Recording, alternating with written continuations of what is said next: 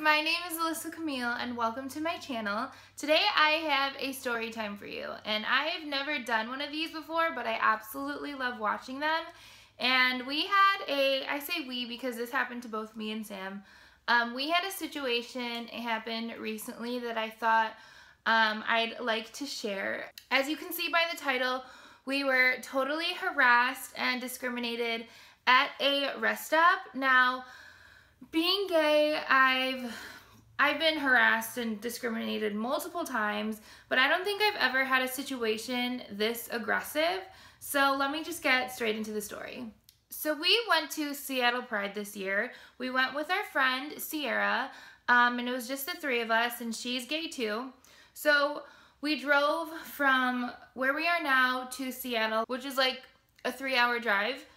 And of course, 20 minutes into driving, Sierra already has to go to the bathroom, so we stop at a rest stop. We pull over into this rest stop, and at first glance, it looks super nice. It's a gorgeous day. The sun is shining. Like, it looks like a little like extra VIP rest stop. Like, it was really, really nice. Little did we know the people, well, one person wouldn't be very nice to us. So all the stalls were full, and Sierra went in first.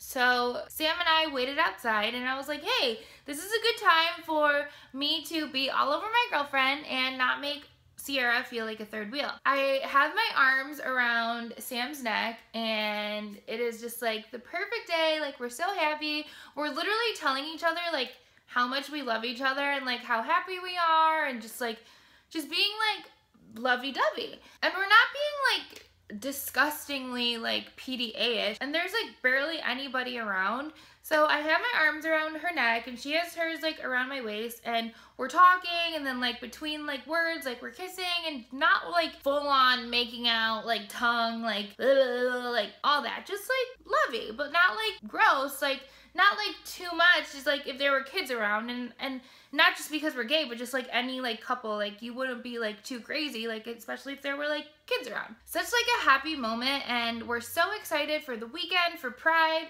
And I'm looking into her eyes, and all I hear behind me is just this man just starting to yell really loud. At first I just heard it, and I wasn't sure if he was talking to us, and then I started picking up on what he was saying. And he was yelling, "Do you really have to do that where I have to see it? This is disgusting. You gotta do that in front of me?" Like, as if like he's the only one who can see it, when like there weren't that many people around, but there were people like far away. And he's like, "Do you really have to do that in public?" And I hear him, and he is just like so aggressive, and like there's even like a growl in his yell, like just so angry, like, woo! And he's just like so offended and just so mad that we're being affectionate in public. I hear it, and as I'm kissing Sam, I'm still kissing her, right? As he's yelling at me, like not like making out, but like just like pecks, right? So I'm like, do you hear that? I'm trying to like redo the situation. I'm not gonna do it because I'm gonna look weird as hell. Okay, but I'm like, do you hear him? And she's like, what?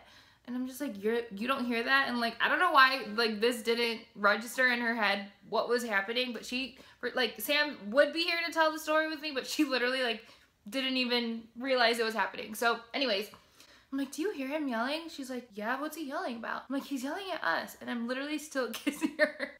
And like, I don't turn around, he's yelling at us, and I don't turn around, I don't flinch, I don't get angry, and I just like totally ignored it. But like, I'm like telling Sam, like, do you realize this is happening? And she's still like not realizing what's happening, because she's like all like in love with me. And eventually he just walks away. But as he's walking away, he's like still yelling. So he walks away, and then I hear another voice behind me, and it's a younger guy. He's probably like 20, and I hear him say, don't listen to him, don't listen to him. So I turn around because I hear his voice, and he's just like, don't listen to him. And I see the guy walking away, and I'm just like, wow, did that really just happen? Like, and Sam is still just like, what?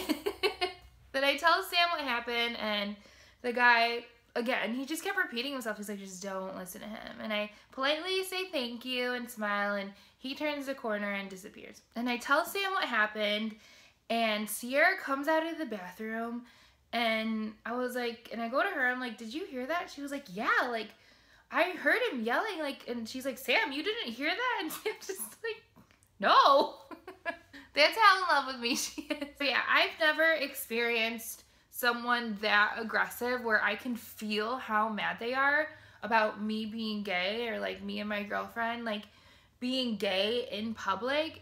It was just so, it was like, his anger was just so intense. And why I feel like I want to share this situation of harassment and like being discriminated in public is because of the irony that, one, this is happening literally as we're on our way to Seattle to go to Pride to celebrate who we are and being gay. Like, I mean, not to say like perfect timing, but like just, it's just so ironic that that would happen on our way to Pride. It makes me really sad that someone can have so much hate over someone else's love. I feel like if this was years ago, I probably would have, I don't think I would have ever yelled or like yelled back or like said anything, but I definitely wouldn't have been able to walk away from that situation still being able to go on with my day or with my weekend without feeling like really upset, but like, or like cry. Like, I feel like years ago I probably would have cried like if that would have happened. But yeah, like I said, it makes me really sad that there are still people out there, especially in this day and age. Sam and I have traveled to different places where we feel like we're literally going back in time. I think where we were, like in Oregon, like a really relatively gay state compared to majority of the US. He must have been, he was like a truck driver, like probably from somewhere else in the country or in the world. So he's probably like not used to it. As far as that situation goes, I think the best thing that I could have done was, one, ignore it and show him that what he was saying wasn't affecting me. Maybe that reaction or that non-reaction that I gave made him feel stupid because there were people around, not necessarily like right around us, but like there's no way you could have ignored what he was saying. So maybe me not reacting at all, the next time that he sees two gay people being affectionate or just being gay in public, maybe he won't even say anything next time, which I hope, because he'll remember that it probably won't even faze them like it didn't even faze me. Like I said, I think years ago I probably would have reacted differently, not necessarily to him. I still probably wouldn't have said anything, but I definitely would have cried after he walked away. But I'm happy to say that I'm at a point in my life where I am confident, I am proud of who I am, and I'm not afraid to show it. The light in this situation is that a total stranger made a decision to try to comfort us. Like, that's what he was doing, just comfort us and make us feel better about what just happened. And by telling us not to listen to him and having our backs, like he didn't have to say that. He could have totally ignored it and just walk away. He was like an angel. But looking back, that makes me really happy to see that there are good people out there, and the acceptance of love is growing around the world. Now, I'd like to make a video solely on how to handle situations like this, but before I go, I'd like to say that if there's anyone who's harassing you, discriminating you, bullying you wherever you are in public or anywhere at school or wherever it is, preserve your dignity, hold your own, and be confident in who you are, because by doing so, you're showing this person that they don't have any power over you. They'll lose interest in harassing you, eventually leave you alone when you show them that they aren't intimidating you at all. You didn't do anything wrong to make this happen. You don't deserve to be treated that way, and don't ever tolerate it. Know that how they are treating you is a reflection of who they are and not you. So thank you guys so much for listening to this story time and hanging out with me. Please give this video a thumbs up, even though the situation doesn't deserve a thumbs up. Please give it a thumbs up if you can relate, if you enjoyed the video, and make sure to subscribe. Kisses to all my rainbow hearts around the world, and have a fabulous day.